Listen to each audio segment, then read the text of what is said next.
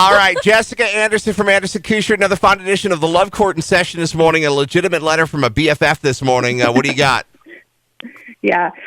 Dear Jessica, after this year with COVID and many other things, I've decided I would like to move with my children to be closer to my parents in Utah.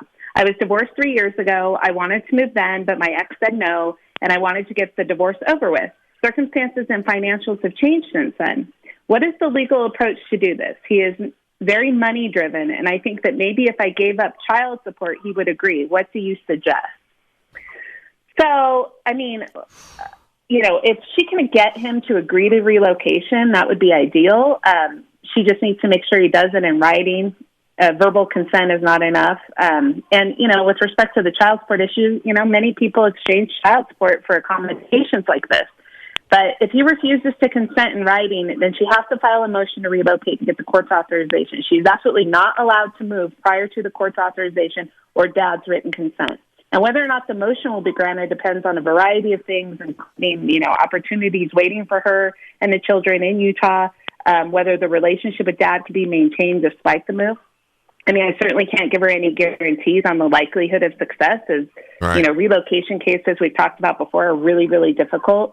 Dad would probably still be ordered to pay child support, but mom would be on the hook for 100% of the visitation costs and the travel burden because she's the one that's moving.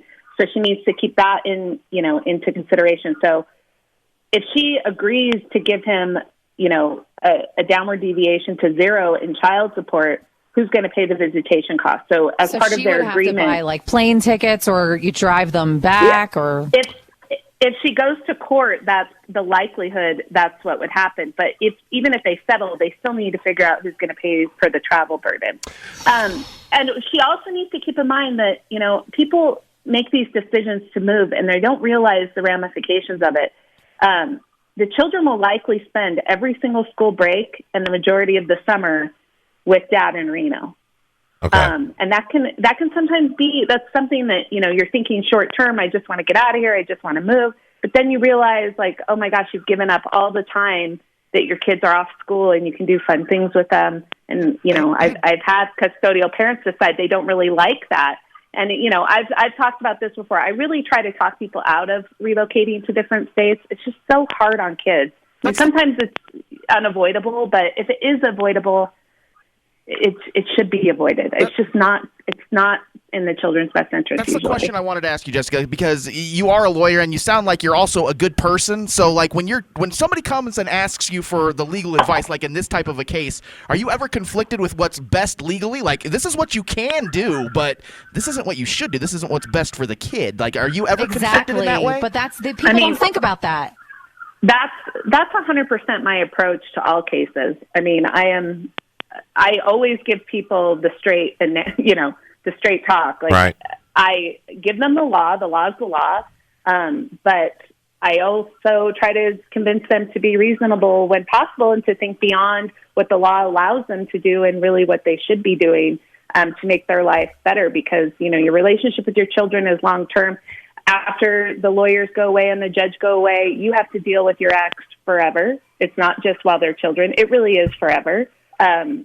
So, you need to make sure you're making decisions that have a look at the long-term consequences rather than just short-term. I imagine it's that approach. It's your approach that made you such a success, like for, however many years you've been doing it. Like, not every lawyer, I don't think, takes that kind of a stance. So that's cool. Well, and the thing is that, Jessica, you preach what you've been through this. You are in a blended family right now.